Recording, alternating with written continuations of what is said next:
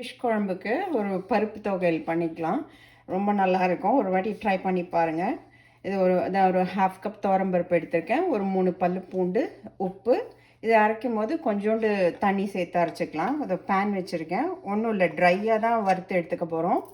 இந்த துவரம்பருப்பு ஆட் பண்ணிக்கலாம்.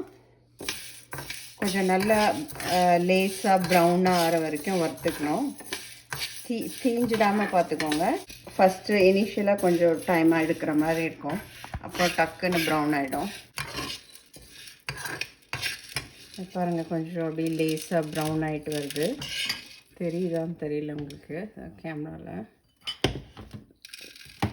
ஒரு பருப்பு எடுத்து கொஞ்சம் ஆறின அப்புறம் வாயில் போட்டு பார்த்தீங்கன்னா கொஞ்சம் இந்த பச்சையாக இருக்கக்கூடாது உள்ள. அந்த ஸ்டேஜுக்கு வறுத்துக்கோங்க. அந்த ஸ்டேஜ் வர வரைக்கும் வறுத்துக்கோங்க. நல்லா வறுந்துருச்சு. நான் இப்போ சுவிட்ச் ஆஃப் பண்ணிட போகிறேன்.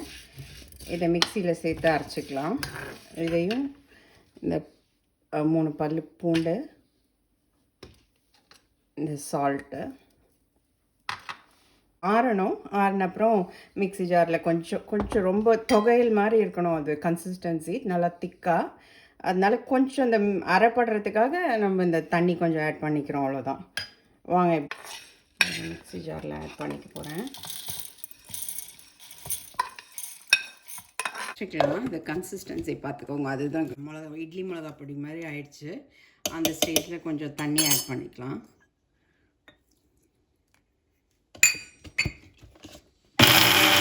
கெட்டியாக தொகையல் மாதிரி தான் இருக்கும் அது. அதனால கொஞ்சம் தண்ணி மட்டும் கொஞ்சம் பார்த்துட்டு ஆட் பண்ணிக்கோங்க. நான் ஆட் பண்ணது பத்தலை, கொஞ்சம் ஆட் பண்ண போகிறேன்.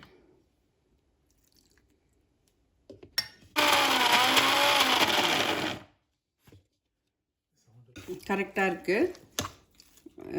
நீங்கள் ட்ரை பண்ணி பார்த்து சொல்லுங்கள். ஃபிஷ் குழம்புக்கு இந்த தொகையல் ரொம்ப நல்லாயிருக்கும். ட்ரை பண்ணி பாருங்கள். பருப்பு தொகையல் ட்ரை பண்ணி பார்த்துட்டு எப்படி இருக்குன்னு சொல்லுங்கள். தேங்க்ஸ் ஃபார் வாட்சிங்.